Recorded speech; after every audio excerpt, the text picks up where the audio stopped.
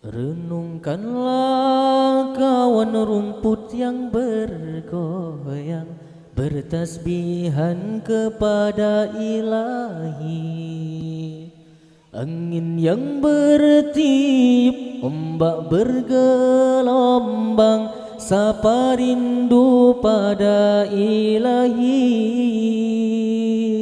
Dan mengapa kita sebagai makhluknya selalu alpa berzikir padanya?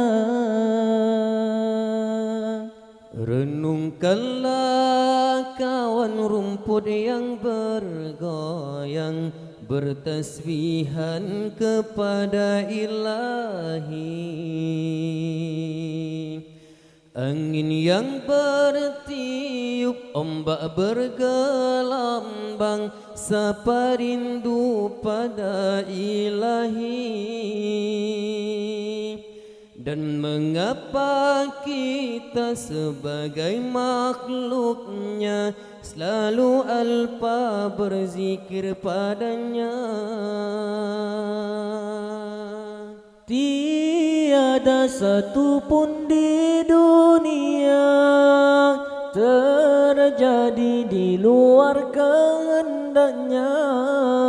Sadarlah duhai kaum manusia, dirimu di dalam lindungannya. Janganlah berpaling dari Allah, penggenggam alam semesta.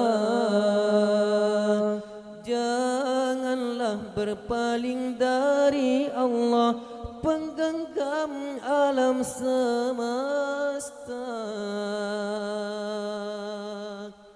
Renungkanlah kawan rumput yang bergoyang, bertasbihan kepada Ilahi. Angin yang bertiup, ombak bergelombang, sapa rindu pada Ilahi. Dan mengapa kita sebagai makhluknya selalu alpa berzikir padanya? Tiada satu pun di dunia terjadi di luar kehendaknya.